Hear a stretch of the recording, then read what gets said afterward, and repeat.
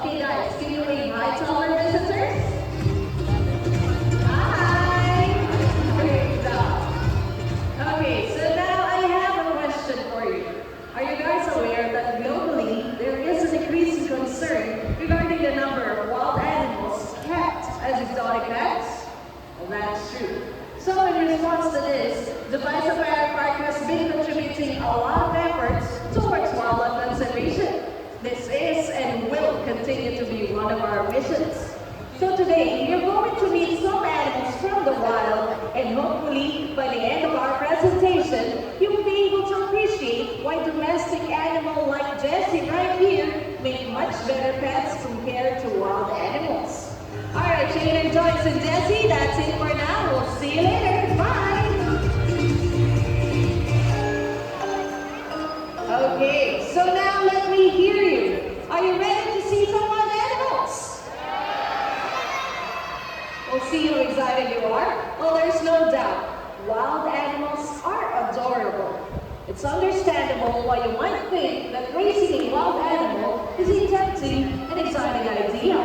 However, when wild animals grow up, they can become dangerous and very unpredictable. Just like the porcupines.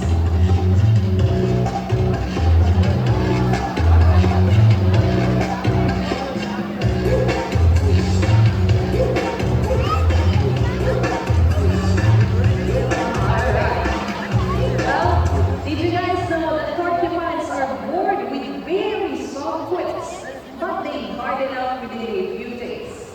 And trust me, those quills on their back can get dangerous and really painful.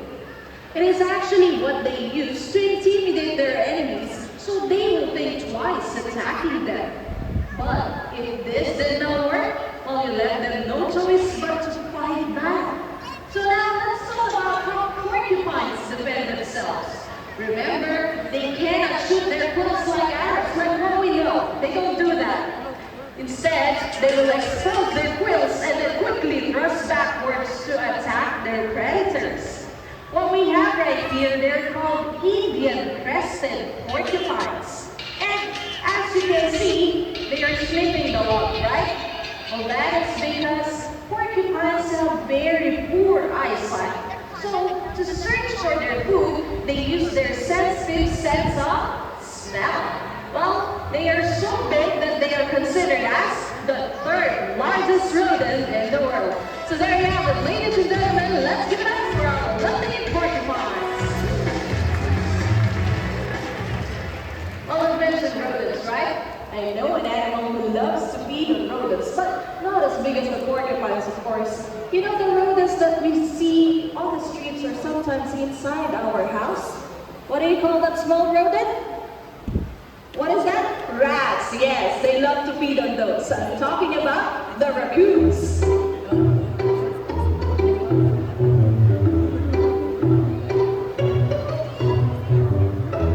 And here comes our sneaky raccoons. Well, don't get me wrong.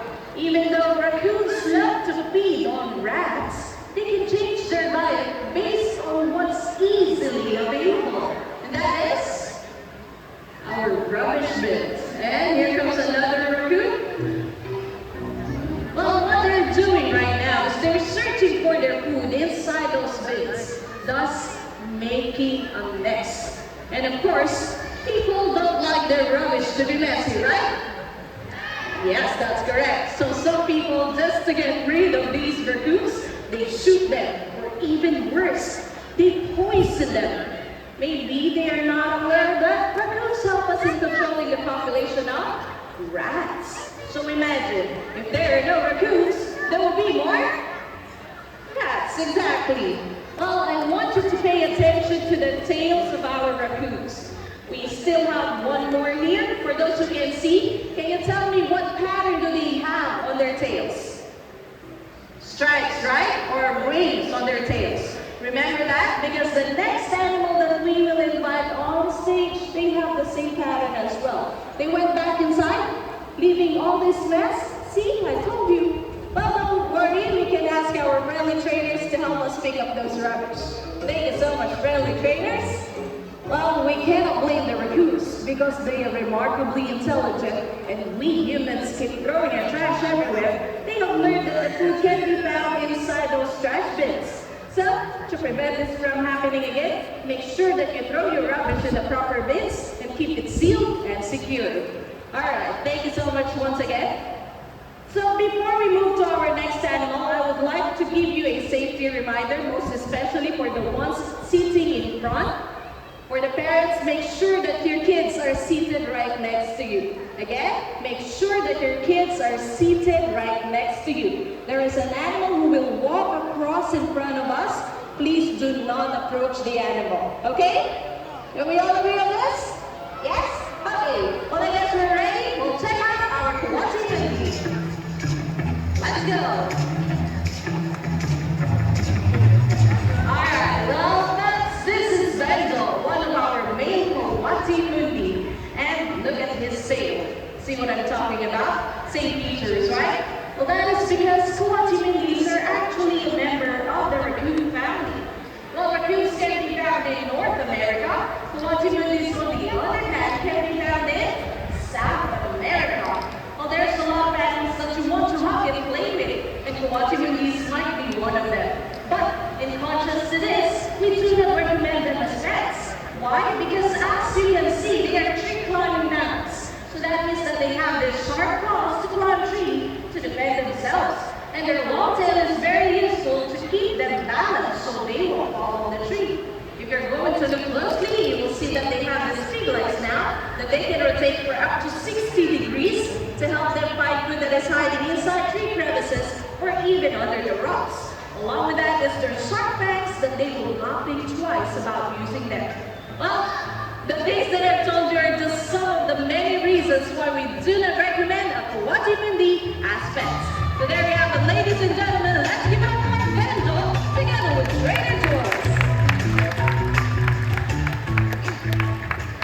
Okay, so this time we have a set of animals who loves to stay in the water. First up, our swans.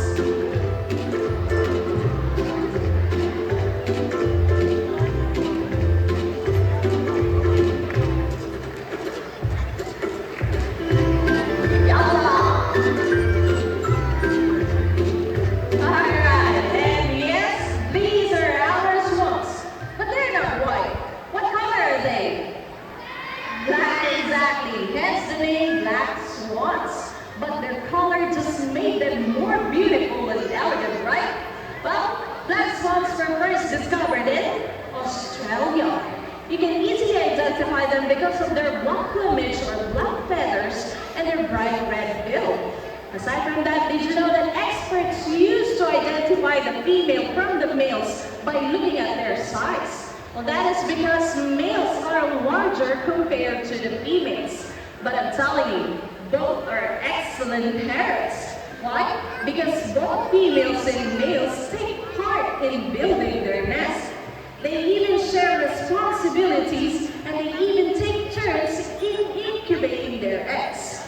Well, black swans, they love to stay in rivers and swamps where they can find underwater vegetation. This serves as their food. So that means that they are herbivores. Well, just to give you a specific idea, they eat submerged algae and aquatic plants. Just like what they're doing right now. Well, what they do is they will plunge their head into the water for up to 1 meter deep so that they can reach the algae or grass underneath. Just like that. Well, did you know that black swans have the longest neck among any species of swans? Alright. Well, I guess they found a tasty treat over there. Well, the question now is, can we keep a black swan as pets? What do you think? Who says yes? Yes, you want a black swan? Who says no? Yes, you are correct. We cannot keep a black swan as pets. Why? Because they are known to be extremely aggressive and territorial, most especially during the breeding season. Well, it could be detrimental for their health if we keep them in the wrong habitat or conditions. Plus, did you know that black swans are known as migrant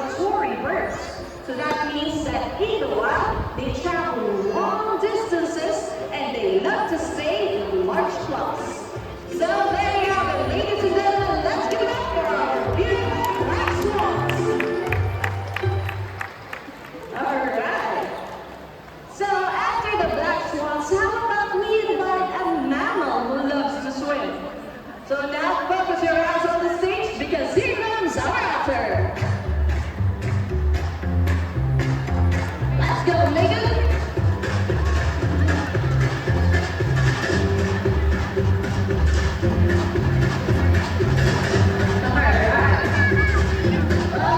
This is Megan, our Asian small clawed otter. Well, they are now on the list of animals with the highest level of protection from the wildlife trade.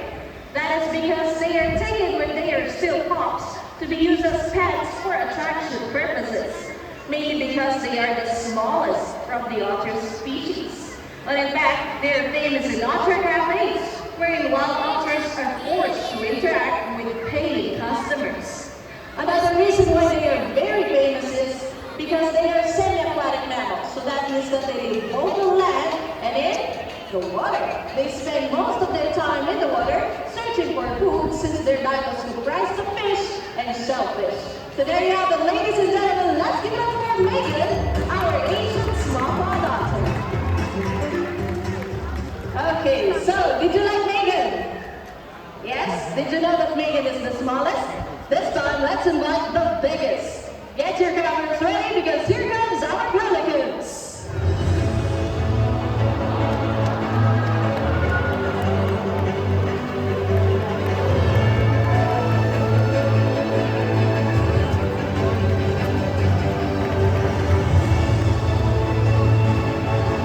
Wow, so majestic, right? Once again, these are our great white pelicans, and they are known as one of the heaviest flying bird on the planet. Well, you can easily identify them from other birds because of their enormous size and their long bill. Aside from that, can you see that stretchy skin under their bill? Well, that is what we call gular pouch. Many people think that they use that pouch to store fish so that they can eat it later. But no, they use that as a fishing net. So what they will do is scoop up the fish, can you show us? Just like that, straight up the water from the sides so that they can swallow the fish whole. Amazing, right? Now thinking that they are big, maybe they are not affected by all these human-induced stress. But we are totally wrong. Overfishing and water pollution affects them. And great white pelicans, they're just one of the many victims. Well, did you know that these giant birds, they are opportunistic feeders? So that means that their diet doesn't stick to only one thing. So when their natural habitat cannot support these giant birds, what they will do is fly to the nearest fish farm and then steal their food from there. Clever birds, right? So if you know our great white pelicans, let's give them a big round of applause. Although keeping a wild animal as pets may seem to be a fun and exciting idea, it can have serious consequences to the owners and of course the animals as well. So instead of having a wild animal as pets, why don't we choose domestic animal? And I know when you hear the word domestic animal, the first thing that comes into your mind are dogs and cats, right? Let's not forget, it also includes the farm animals such as... Alright, that's right.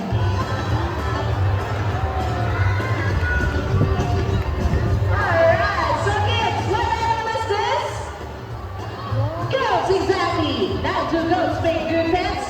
Absolutely. With their carefree and fun-loving personality, they make great companions to the owners and other domestic animals as well. Or they like dogs. They rock them, play, wag their tails when they are happy. What we have right here, they're called pygmy goats. And as you can see, they love to stick together. So there you have them, ladies and gentlemen, our pygmy goats. Okay, so after the farm animals, how about we invite the man's best friend? Can you tell me who is the man's best friend? The dogs, of course. Let's go. Alright, ladies and gentlemen, this is Courage, one of our corgi. Dogs are known to take away stress, anxiety, and depression.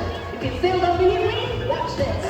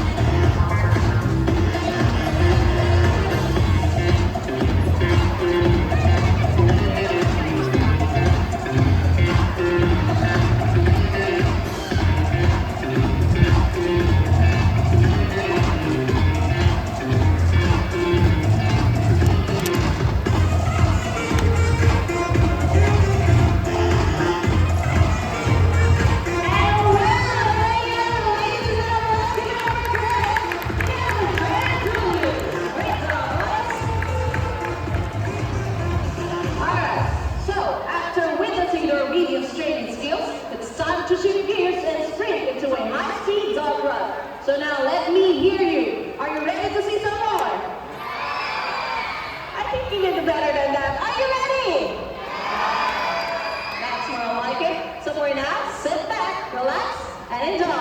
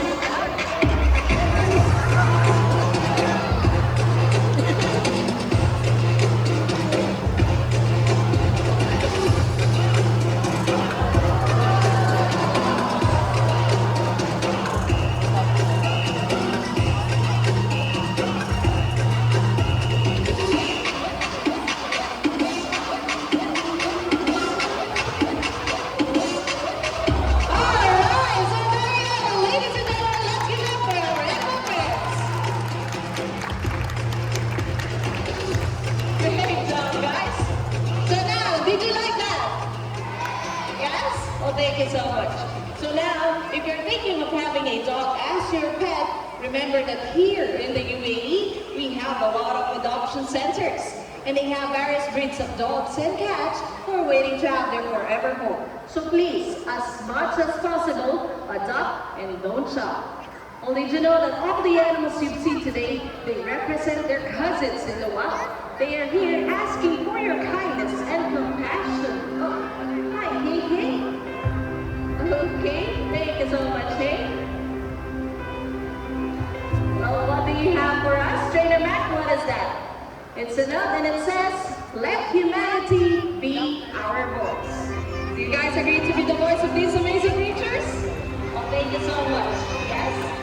I know they're more than happy to know that. Oh yes, we believe wildlife conservation is definitely a long game. So we kindly request for the next generation of wildlife conservationists, be bold, be passionate stewards of our planet.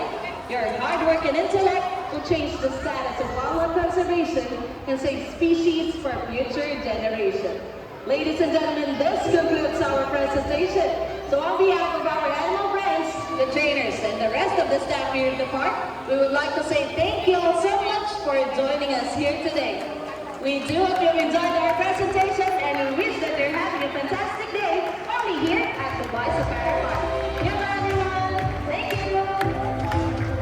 Thank you so much.